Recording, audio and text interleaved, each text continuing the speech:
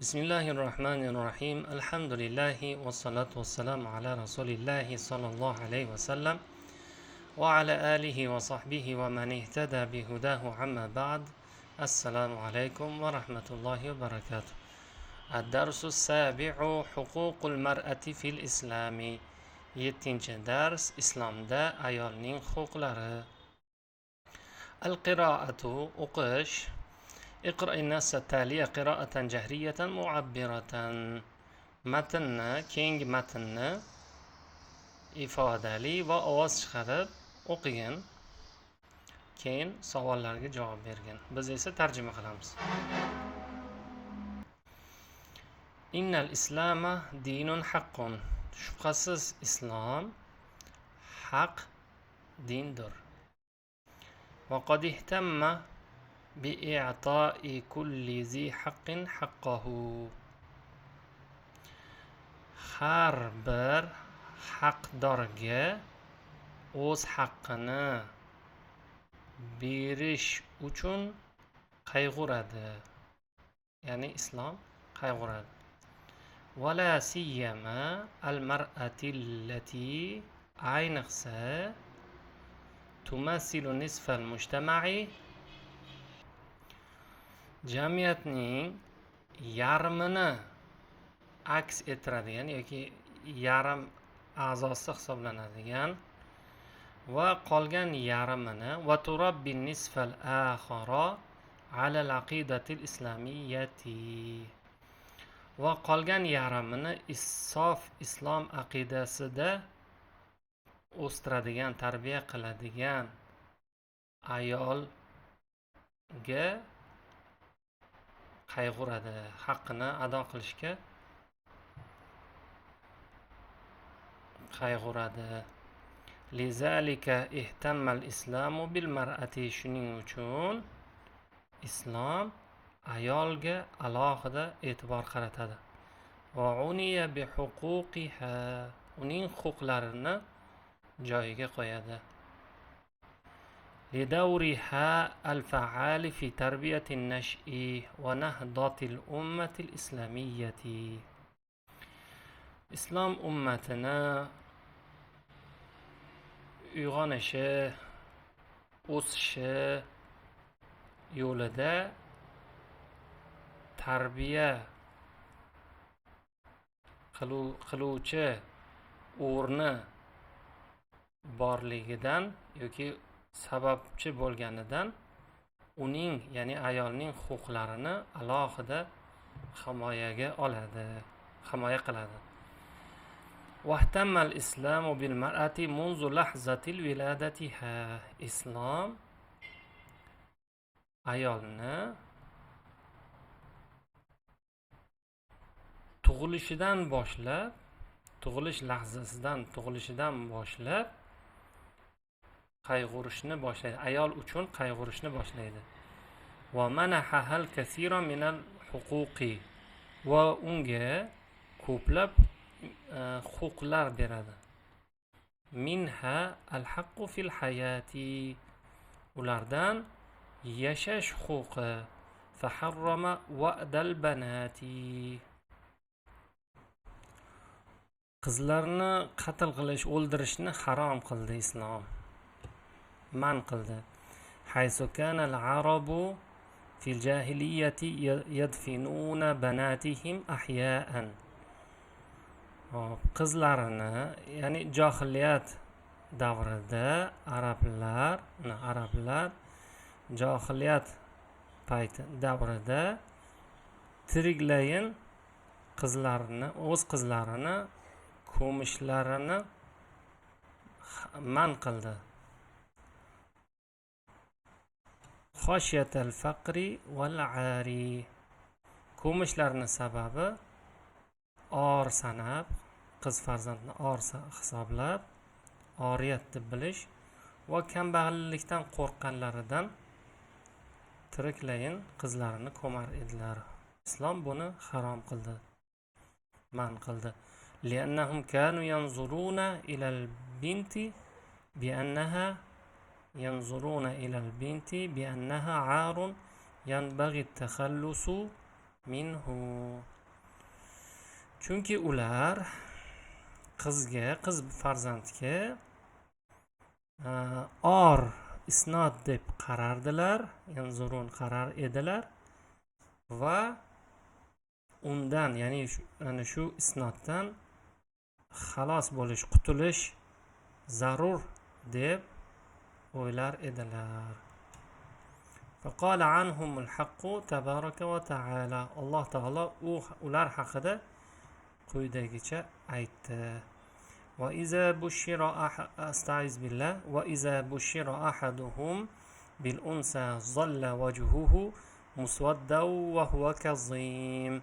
Nahl surasi 58-oyat. Qachonki ulardan biriga qizning xushxabari berilsa, g'am alamga to'lib yuzi qorayib ketar edi. كما أوجب على والدها النفقة. va shuningdek qizning otasiga islom nafaqaga buyurgan, vojib qilgan. va alla yatahawana fi tarbiyatiha va yuallimaha umura diniha va dunyaha. Uning, ya'ni qizning tarbiyasida loqaydlik qilmaslikni va unga, ya'ni qiz farzandga dunyo va oxirat ishlarini o'rgatishga buyurgan. Demak, qiz farzandning tarbiyasini loqaydlik qilmasdan, balkim dunyo va oxirat uchun kerak bo'ladigan ishlarni, ilmlarni o'rgatishga buyurgan. Va yunashshi'aha 'ala al-iffati wat-taharati was-sitri. Qiz farzandni iffat bilan, pokizalikda va to'silish, o'zini saqlash, pokiza tutish va iffatli qiz bo'lib o'stirishga buyurgan. Va an yataharra laha zawja soliha. Va qiz farzandga solih erni tanlash vazifasini yuklagan otasiga. Va yuhsina ixtiyarahu.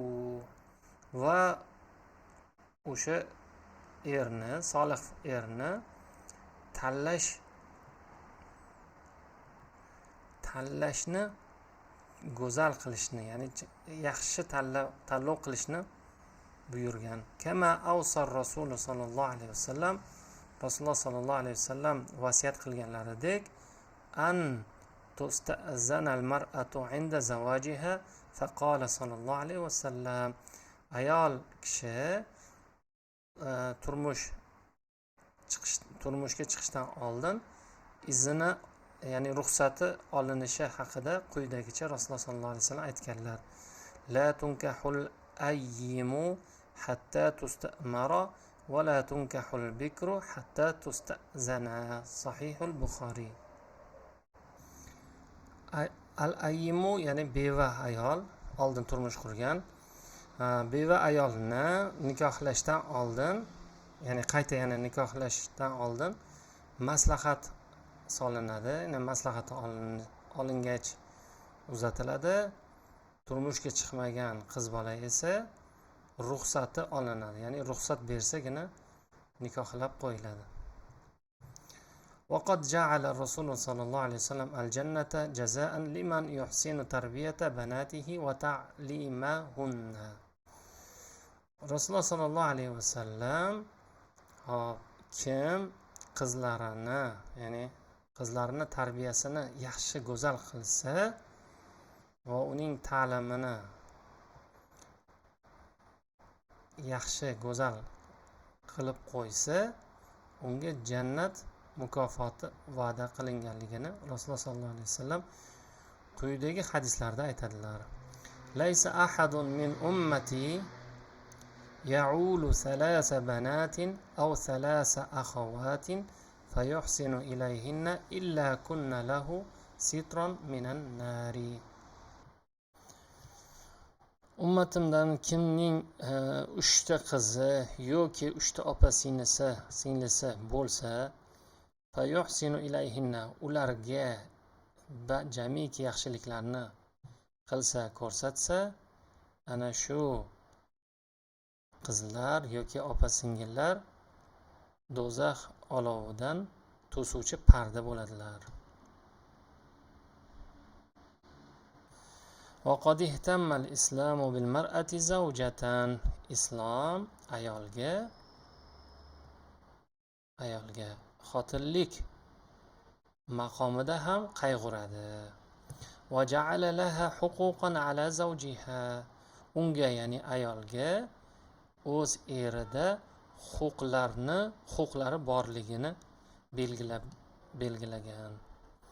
kal mahri va nafaqati va sakani. Mahr kabi yoki nafaqasi yoki turar joyi kabi huquqlari borligini belgilab qo'ygan. فقد أوجب الإسلام على الرجل عندما يريد الزواج أن يعطي زوجه مهرا. islom erkak kishiga uylanishni istagan paytida istaganda ayoliga mahr berishni vojib qiladi, buyuradi. Liqavlihi ta'ala, Alloh taolo aytgan edek, astaiz billah, va atun nisaa saduqatihinna nihla fa in tibna lakum an shay'in minhu nafsan fakuluhu hani'an mari'a. Niso surasi 4-oyat. Ya'ni ayollarga mahrlarini ko'ngildan chiqarib bering. Agar ular undan biror narsani chin ko'ngildan tutsalar, bas uni yenglar, osh bo'lsin, ofiyat bo'lsin. ولا يحق للأب أو الزوج أن يأخذ من هذا المهر شيئا إلا برضاها. otasi yoki eri uchun shu mahrdan biror qiymat, biror qiymatini olishi mumkin emas, illo ayolning o'z roziligi bilan bo'lsa mayli. Liqavli rasulina al-karim Muhammadin sallallohu alayhi vasallam, la yahillu malu mri'in illa bi tibi nafsin. Ayolning moli o'zining roziligi bilangina halol sanaladi, ya'ni eriga yoki otasiga ayolning roziligi bilan halol hisoblanadi. Rozi bo'lmasa, demak mumkin emas.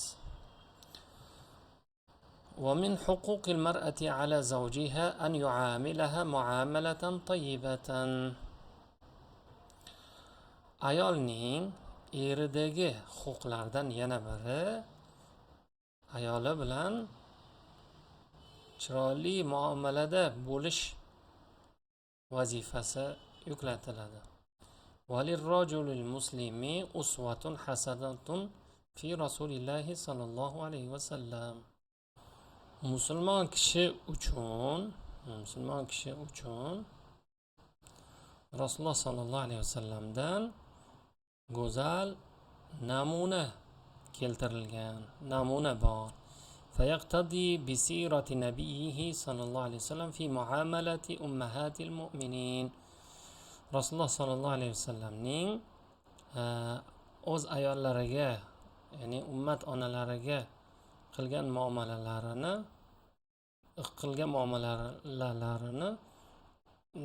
o'rganishlari, ya'ni Rasulullohga ergashishlari talab qilinadi. وَيَمْتَثِلُ لِأَمْرِ نَبِيِّهِ صلى الله عليه وسلم. Rasululloh sollallohu alayhi vasallamga ergashgan holatda Istavsu bin nisa'i khayran. Ayollaringizga chiroyli munosabatda bo'linglar, yumshoq muomalada bo'linglar. Va an yata'amala ma'a zawjihi bi rifqin va layyin.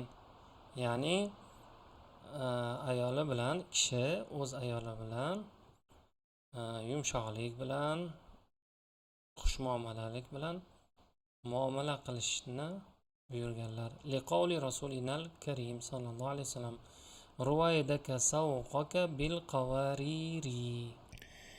Ya'ni shisha, ya'ni bu majoz bor ayollarga nisbatan.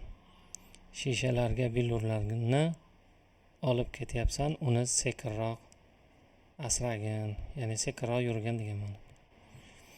وقد منح الإسلام المرأة الراشدة حق العمل بما يتناسب مع طبيعتها كأنثى. Islom ayolga, ya'ni balog'at yoshidan o'tgan,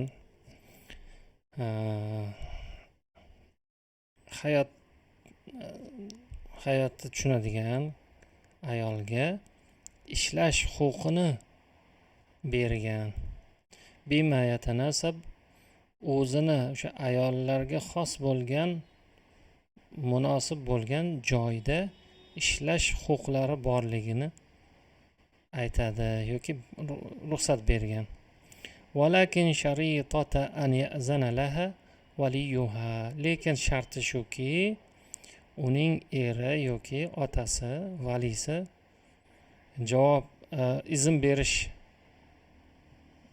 sharti bilan. Va an taltazima bi ta'alimi dinil islamiyyi.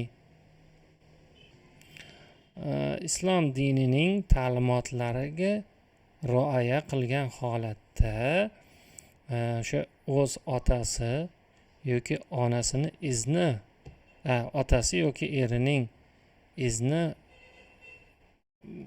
bilan ishlashga ruxsat beradi.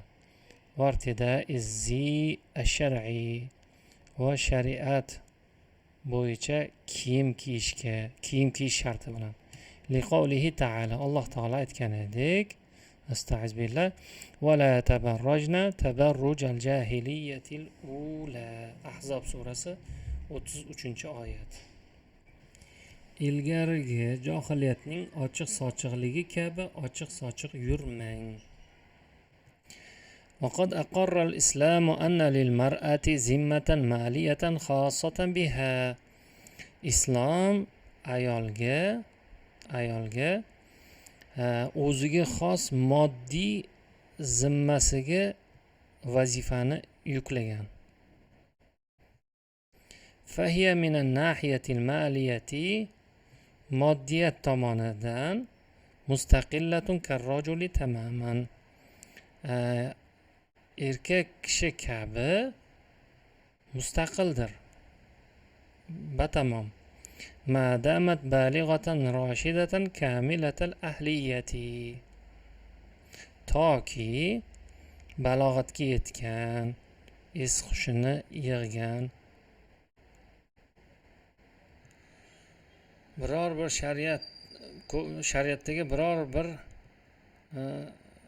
jazoga tortilmagan, es hushini yig'gan, balog'at yoshidan o'tgan bo'lgunicha. Va min samma manahaha al-islamu haqqat tamalluki val ijarati. Va shuningdek islom ayolga egalik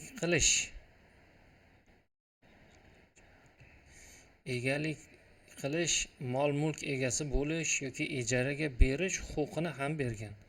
Val adida min al-huquq al-maliyati min hurriyati at-tasarrufi fi maliha. Moddiy huquqlardan ko'plab min hurriyati at-tasarrufi fi maliha, o'z molini sarf xarajat qilishda erkinligi erkinligi huquq ham bor. Va ixroji zakati, zakot berish huquqi ham belgilangan, ya'ni mumkin ayolga ham. Va i'tois sadaqat, va sadaqalar berish, zakot chiqarish kabi moddiy tasarruflarni qila olish erkinligi huquqlarini, moddiy huquqlarini ta'minlagan. Kama ja'ala al-islamu haqqan lil-mar'ati fil miras. Merosda ham ayolni haq huquqlarini islom belgilagan. وقد كانت قبل الإسلام ليس لها حق فيه.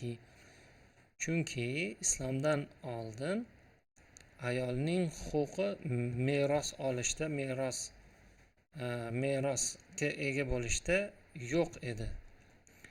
Alloh taolo aytadiki, qala ta'ala astag'iz billah lirrijali nasibu mimma taraka alvalidani wal aqrabuna walin nisa'i nasibu mimma taraka alvalidani wal aqrabuna mimma qalla minhu aw kasur nasiban mafruda.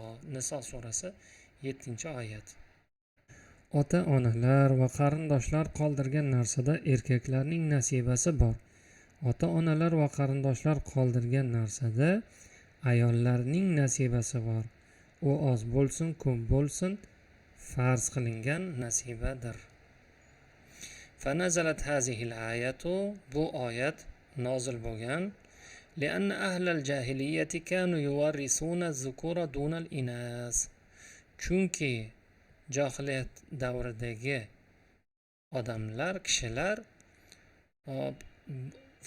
o'g'il farzandlariga meros qoldirar edilar, ayollarga meros qoldirmasdilar. وزعم بعضهم أن الإسلام لم يعدل بين المرأة والرجل في الميراث. Ba'zilar iddao qilishadiki, aytishadiki, islom erkak va ayol o'rtasida adolat qilmaydi. Meros borasida erkak va ayolning o'rtasida adolatli qaror chiqarmaydi. لأنه فرض للذكر مثل حظ الأنثيين. Chunki islom erkak kishiga ayoldan ko'ra 2 barobar ko'proq meros belgilaydi. Hazihi al-mazaimu wahiyatun. Bu iddaolar bo'lmagan gaplardir. Chunki li'anna al-islam awjaba 'ala ar-rajuli an-nafaqata wa kathiran min al-a'ba'i al-madiyati allati lam tukallaf biha al-mar'atu. Chunki islom erkak kishiga nafaqani bo'yniga yuklagan va ko'plab moddiy vazifalar, ya'ni moddiy chiqimlarni bajarishini,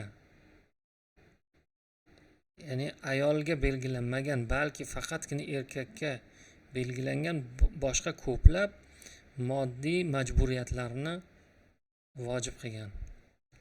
Va akkadal islamu annal mar'ata mislur rajul. Islom ta'kidlab qo'yganki, ayol erkak kabidir. Wala farqa baynahuma illa bittaqwa wal amali solihi.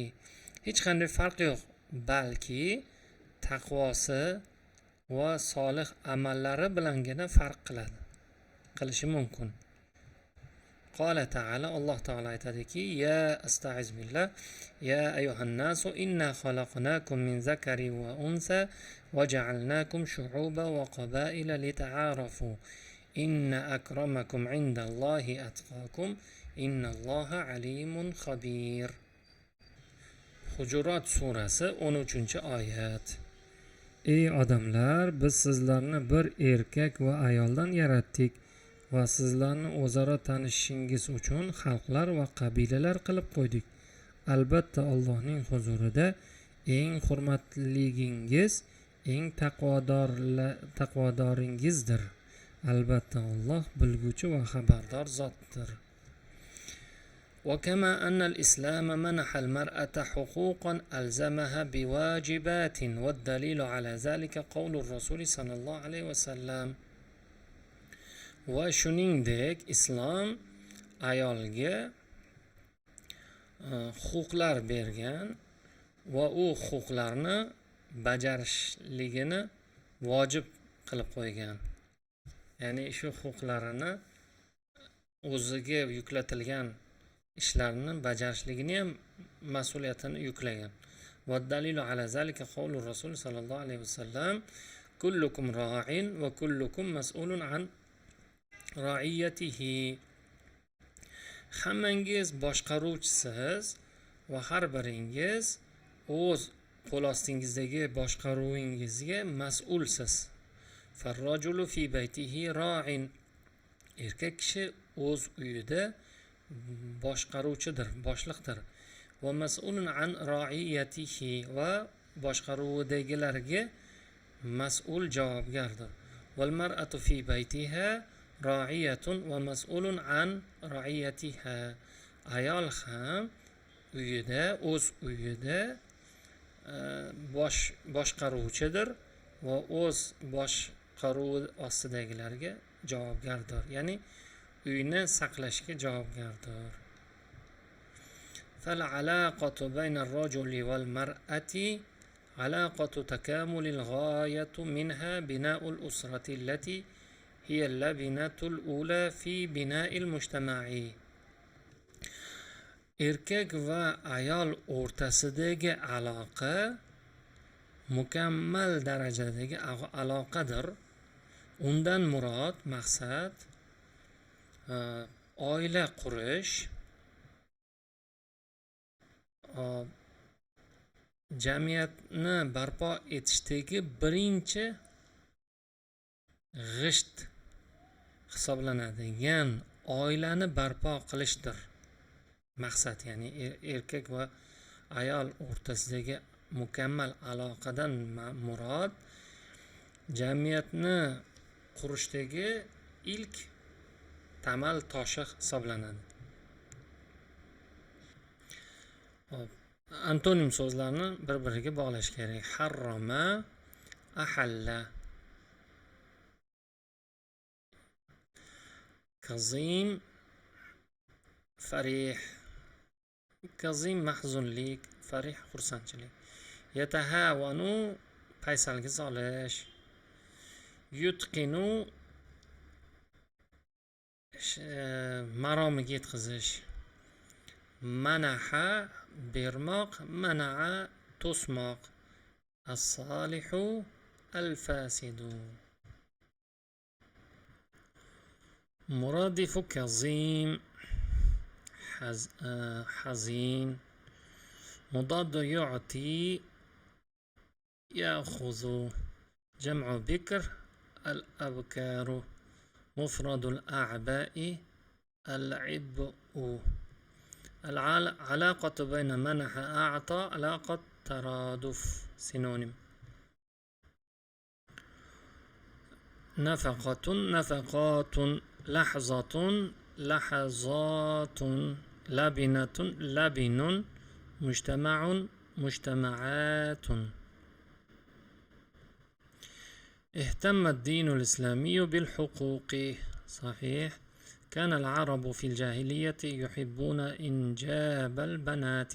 لا، خطأ. الدين الإسلامي كرم المرأة منذ ولادتها. صحيح. أوجب الإسلام النفقة على المرأة. لا، خطأ. أقر الإسلام بأن المرأة أدنى منزلة من الرجال. صح، خطأ. Xato. Arablar jahiliyat paytida qiz farzand ko'rishni yaxshi ko'rardilar, yaxshi ko'rmasdilar. Islom ayolga nafaqani vojib qildi, ya'ni to'lashni, pul kimgadir berishni yo'q, qaytanga olish kerak. yo'q, bu to'g'ri ekan. Buni to'g'rilaymiz. Ayolga nafaqa berishni vojib qildi. To'g'ri. Xo'p, keyingisi islom ayolni erkakdan juda past mavqeini past sanadi. Yo'q, unday emas. Xo'p, keyingisi boyga aytganimiz to'g'ri, ayolga shu xato, ayolga vojib emas nafaqa berish. Xo'p, keyingisi qo'shishdan belgilash kerak. Al-islamu harrama va'dal banati. O'ldirishni, qizlarni tiriklayin o'ldirishni harom qildi. Awjabal islamu nafaqata alal waliyyi. Yajibu alal abi an yuhsina tarbiyata ibnatihi. أوصى الرسول صلى الله عليه وسلم أن تعامل المرأة برفق من الحقوق المالية للزوجة على زوجها المهر. keyingisi qoida adatun nasb adavatun navasib deymiz. Fe'lni, hozirgi zamon fe'lini oxirini fatha qiluvchi yoki nunlarini tushiruvchi yuklamalar. Bu yuklamalar hozirgi kelazamon fe'lidan oldin qo'yiladi va o'zidan keyingi fe'lni oxirini damma, ya'ni virguldan fathaga aylantiradi. Ulardan birinchisi an, keyingisi lan, o'zidan keyingi fe'l mana an tajtahida lan nabraha li ata'allama kay tuflihu. Nun bor edi, nun tushiriladi. Kay tuflihuna edi, nun tushadi. Kay sabab. Hatta tanjahani edi, tanjaha bo'lib nun tushadi. An tatafawwaqina nun tushgan. Nasb qiluvchi yuklamalar 1, 2, 3, 4, 5 ta. Misollarda o'qiymiz. An tajtahida. Andan keyin fe'lni oxiri a bo'lishi shart. Qolgani hozir mavzudan tashqari. Tarjimasi yajibu an tajtahida fi amalik. O'z ishingda tirishib harakat qilishing shart. Qala ta'ala qalu lan nabraha alayhi aakifina. Sa'usafiru ila Misra li ata'allama. لأن أتعلم deyiladi ba'zida. لأتعلم اللغة العربية. أطيعوا ربكم كي تفلحوا. asli nun bor tushgan edi. Ijtahada hatta tanjaha ni nun tushgan. يسعدني أن تتفوقي في عملك. تتفوقي nun tushgan. Nasbul fi'l mudori', hozirgi zamon fe'lining nasb holati, ya'ni fatha holati. Al-fi'l al-mudari' yakunu marfu'an, hozirgi kelazamon fe'li marfu'an bo'ladi, ya'ni oxiri virgulli bo'ladi. O'zbek tilida bosh kelishlikda bo'ladi. Iza lam yaqa qablahu adatu nasbin wala jazmin.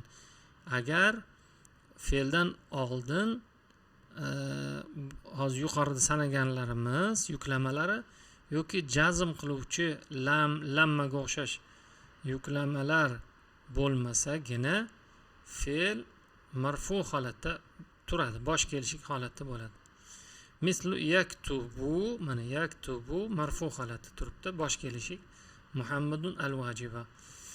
Yunsabul fi'lu mudari'u, hozirgi fe'l, hozirgi kelazamon fe'li nasb qilinadi, ya'ni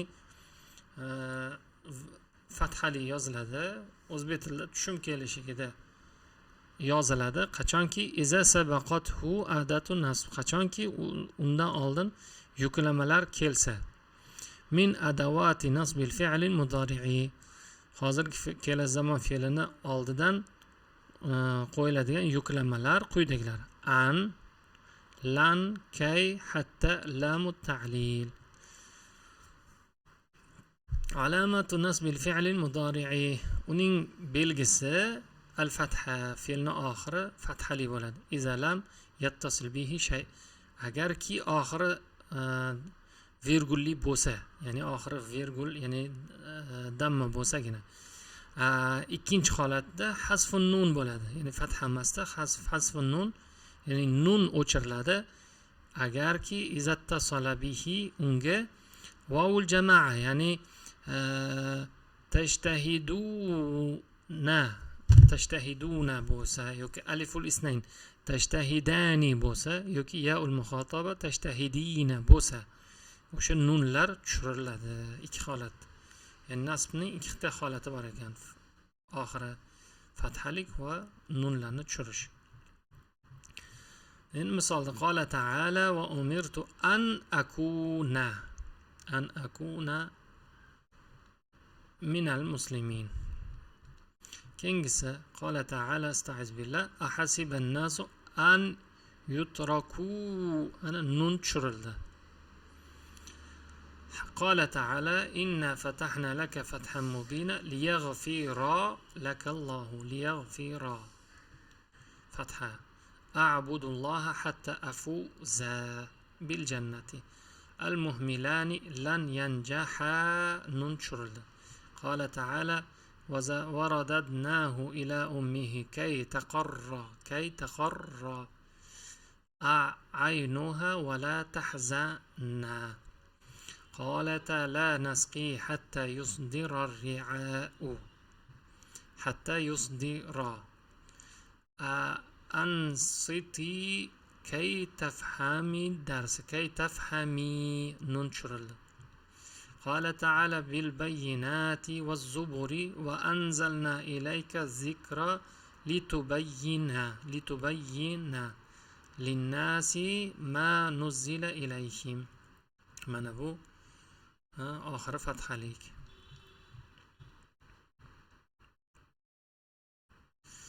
Quyidagi misollarda o'ng tomonda muzakkar jinsida, chap tomonda muannas jins. Kataba, katabat, yahtammu, tahtammu, yasma'u, tasma'u, qara'a, qiraat. Endi muannasdan muzakkarga qanday o'tgan? Kataba demak undan keyin fa'il muzakkar, Fatima muannas. Yahtamul aba'u, tahtamul ummahatu. Yasma'ul ibnu, tasma'ul bintu. Qara'a Xolidun, qira'at Zaynabu. Demak bunga sabab fa'ildagi ismlar qaysi jinsda turganligi. Shunga qarab turib jinsini o'zgartiramiz. Hop, ta'nisul fi'li va tazkiruhu, fe'lning muannas holati va muzakkar. La tadkhulu ta'u ta'nis ala al-fi'li. Ta'u ta'nis ya'ni boyagi fe'lning oxiri yoki oldidagi ta'lar mana. Mana bu ta'u ta'nis oxir yoki oxiridagisi yoki boshidagi ta'lar ta'u ta'nis deyiladi. Fe'lga kirmaydi, ya'ni o'tgan zamonda yoki hozirgi kelasi zamonda bo'lsin, fe'lga kirmaydi agar fa'il erkak jinsida muzakkarda bo'lsa. Masalan, najaha, najahat at-tolibu bo'lmaydi, najaha bo'lish kerak. Yuzakiru, tuzakiru bo'lib qolmaydi, yuzakiru at-tolibu. Endi kiradi qachonki mozi fe'lida fa'il muannasda bo'lsa. Masalan, hindun qiz bola, rosamat t kirdi. Endi muzori fe'lida, hozir kelasi zamon fe'lida t kiradi muannas qachonki fa'il, ya'ni gapni egasi, fe'lni bajaruvchisi muannas jinsida turgan bo'lsa, masalan, al-fatatu qiz bola, demak, hozirgi zamonda fe'lga t qo'yiladi oldiga. Tusaidul fatatu. Xo'p, shundan kelib chiqib turib mashqlarni bajarib ko'ramiz. Yatiru demak muzakkar kerak. Al-usfuru. Yatiru al-usfuru fil hawa'i.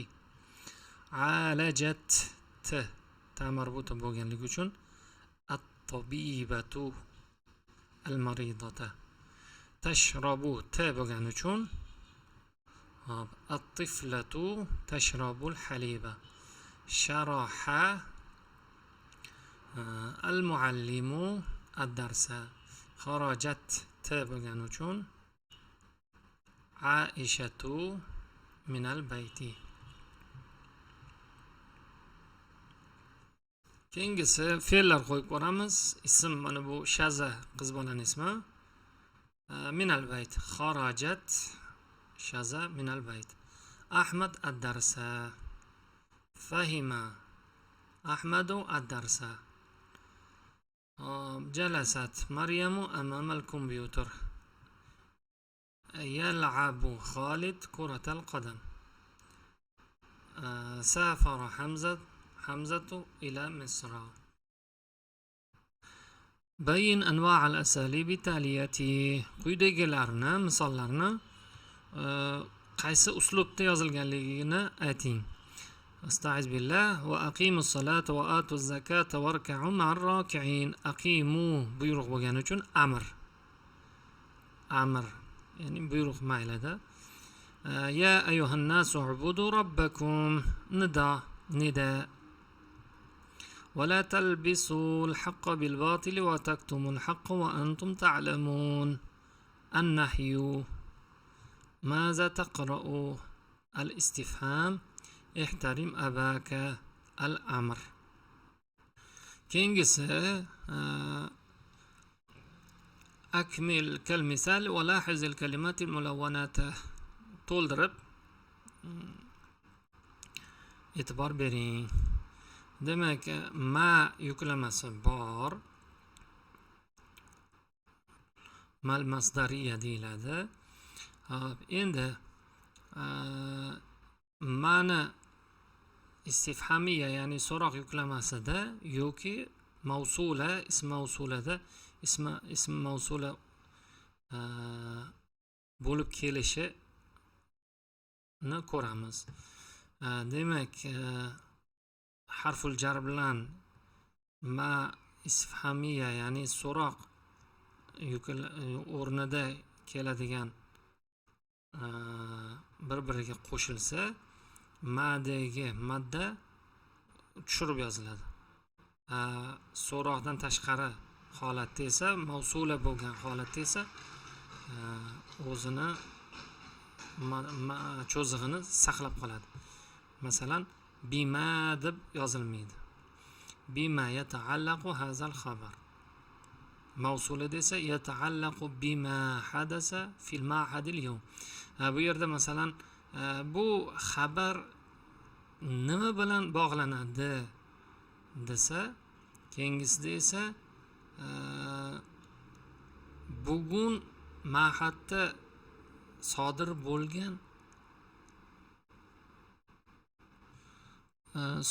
bo'lgan hodisa bilan bog'lanadi. Sodir, mana bu hadasa sodir bo'lmoq. Endi allazi deb o'qishimiz kerak buni. Yata'allaqu billazi hadasa, ya'ni sodir bo'lgan ma'nosini beradi. Sodir bo'lgan hodisa bilan bog'lanadi. Fima tufakkiru.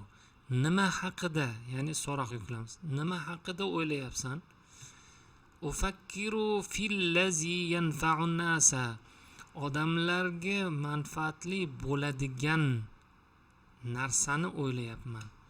Amma yatasaalu Muhammad nima haqida so'rayapti? Yatasaalu anillazi sharahahu al-muallimu amsi. Demak, u kecha ustoz sharhlagan narsani so'rayapti. Endi o'qiymiz. Tusalu ma al-istifhamiyya so'roq yuklamasi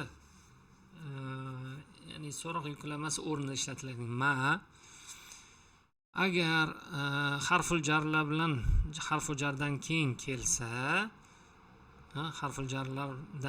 kelsa bog'lanadi va uning alifi hazf o'chiriladi va mimma deb yoziladi. O'zi asli mimma yoki minma edi. Endi agar mavsula ma'nosini beradigan ma yuklamasi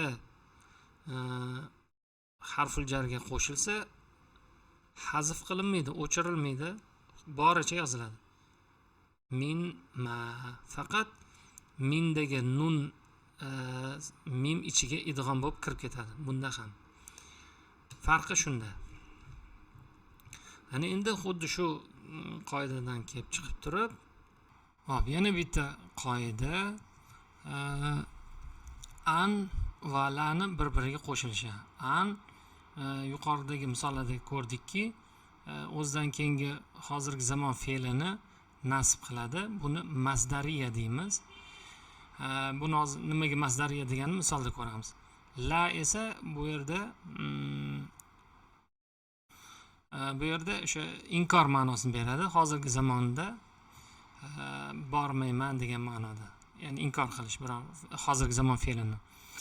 Shu ikkalasini qo'shib yonma-yon kelib qolsa, ya'ni an birinchi kelib keyin la kelsa, bu ikkalasini qo'shib yuborish qoidasi bor. Qo'shib yuborishda mana bu nunni tushiramiz, o'rniga lani tashdidlantiramiz. Ya'ni idg'om bo'lib l ga aylanib ketadi talaffuzda. Uhibbu alla, anla deymizda, alla tusahiba. Nasahtuka an la tukhatiba. An la o'zi aslida, lekin alla deb o'qiymiz. Tukhatiba. Yu'jibuni alla tatakasala. Yustahsanu alla tusafira. Endi nimaga buni boyagi an o'zidan keyingi fe'lni fathali qiladi, nasb qiladi va masdariya deymiz. Bu anni masdariya deganni o'zi aslida e'tibor berilsa, hozirgi kela zamon fe'l, to'g'rimi? Endi buni oldiga an qo'yilsa, tarjimada buni masalan tusahiba bo'lsa, tusahibu fe'li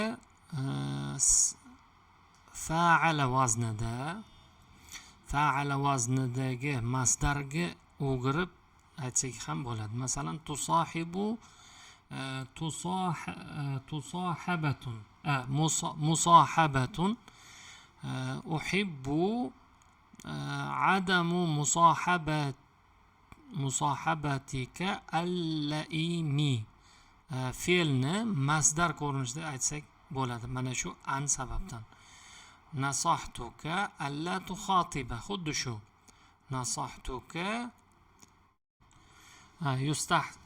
yustahsanu alla tusafira ghadan. Yustahsanu adamu musafiratika.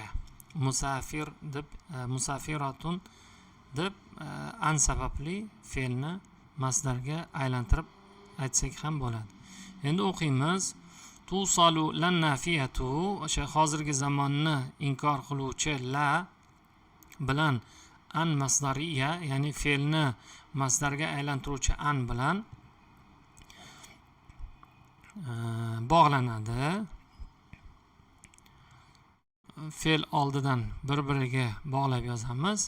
Ba'da hazfi nuniha, nunni o'chirib tashlash bilan alla deb. Endi keyingi xuddi shunaqa an bilan la bor. Ular qaysilar? An mufassira. Ya'ni an mufassira an masdariyadan farqli ravishda o'zidan oldingi gapni tafsir qiladi. Ya'ni ma'no kirib beradi. yoki yana bitta an turi ta'kid ma'nosidagi, deyarli ma'nosi bir xil, ta'kidlovchi, o'zidan keyingi fe'lni ta'kidlovchi an kelganda va undan keyin lani har qanday turlari, ya'ni inkor qiluvchi ma'nodagi lani o'sha kontekstga qarab turib ishlatilgan la bilan kelsa, sharti shu, mana bu ikki xil nun bo'lishi, an bo'lishi kerak. Kelsa u holatda qo'shilmaydi. Masalan, ashartu ilayhi an la yaqumu. Ashartu ilayhi, ishora qildim deb gap bilan aytdi. Endi buni mufassiri, tafsiri, ya'ni yanada ma'nosi la yaqumu, an la yaqumu, ya'ni turmaslikka ishora qildim. Ya'ni ishorasini tafsiri turmaslik. Ya'ni qo'li bilan bundoq ishora qilishligi o'tir joyingda degan ma'nodagi turmaslikka ishora qildim. Demak, an bu yerda tafsir qiladigan an, ya'ni masdar, fe'lni o'zidan keyingi fe'lni masdarga aylantiruvchi emas, balki tafsir beradi. O'zidan oldingi so'zni tafsirini, ma'nosini ishlatish uchun qo'yiladigan an o'zidan keyingi fe'lga holatiga qarab turib qo'yiladigan la bilan kelsa ajratib yoziladi. Va sharti fe'lni oxiri marfu holatda qoladi. Yoki oyatda va iz bawwa'na li ibrohima makanal bayti an la tushrik. Endi bu la nahiy lasa, ya'ni fe'lni inkor qiluvchi, amr fe'lini nahiy qiluvchi, inkor qiluvchi lam ishlatilgan. An esa bu yerda ta'kidlovchi yoki tafsir qiluvchi. La tushrik bi shay'an. Mana bu yerda ta'kid ma'nosi ishlatilgan. Biz mana oyat ma'nosiga ko'ra biz Ibrohim alayhisalomga baytning joyini belgilab berdik. Bawwa'na belgilab berdik. An la tushrik bi shay'an. Ta'kidlab aytilmoqdaki, menga hech narsani sherik qilma. Ya'ni ta'kid ma'nosida ishlatilgan. Bu holatda ajratib yozamiz. Va mislu ayqantu an la yaruddu al-haqqa illa al-quwwatu va qawlihi ta'ala va zannu an la malja'a min Allohi illa ilayhi. Mana bu misollarda ko'ramiz. Kul, yegan, min ma yalik, bu so'roq emas. Minallazi yalik, senga yaqin joydan yegin. Mimma, mana buni aytamiz. Mimma yalik. Takallam fi ma yurdi validayk. Amma nahana Allah. Alimtu an la talibata kasulatun. La talibata lamul jins bo'ladi. La talibata uni oldiga an mufassir qo'yamiz. La tatahaddas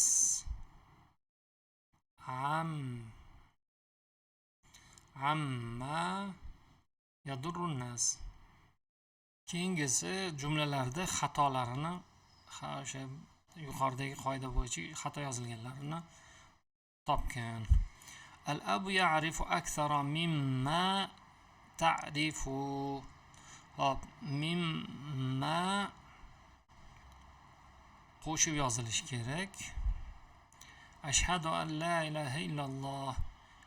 Alla ajratib yozilishi kerak, chunki lamul jins deyiladi. An bilan lani ajratishimiz kerak. Keyingisi mimman tatlubun nusha qo'shilishi kerak. Mimman alal abi an la yatahawan, uni bu qo'shilishi kerak. Alla bo'lib. Alla. Keyingisi hal taqlaqu mimma fa'alahu al-kazzab. Mana bu yerda endi hal kelgani uchun so'roq yuklamasi mimmaga so'roq yuklamas deya olmaymiz, balkim mavsul deymiz. Shuning uchun mimma cho'zish kerak. Mimma fa'alahul kazzab. Hal taqlaqu min allazi fa'alahul kazzab. Quyidagi e'lon taxtasini videoni to'xtatib yozib oling. Bu o'qish davomida kerak bo'ladi. Yuqorida buni so'zlari yozilgan. Masalan, quyidagicha bo'ladi. E'lon, i'lanun yu'linu ma'hadul azhari mana bu yerda ma'hadul azhari li ta'limi lughati al-arabiyyati lin-natiqina bi ghayriha yozasiz mana bu joyga. Keyingisi anil qiyami bi rihlatin saqafiyatin bu yerga ilal mathafil misri va zalika fi yawmil isnayni mana bu yerga yawmil isnayni al muwafiqi deganda mana bu chisloni yozasiz. Kun, oy, yil. Kun, oy, yil, ya'ni yil bu yerga, keyin oy, keyin kun. وعلى من يرغب في الاشتراك مراجعة مشرف الرحلات وتسجيل اسمه مع تحيات إدارة المعهد. وبugüngi dersimiz tugadi. Assalomu alaykum va rahmatullohi va barakatuh.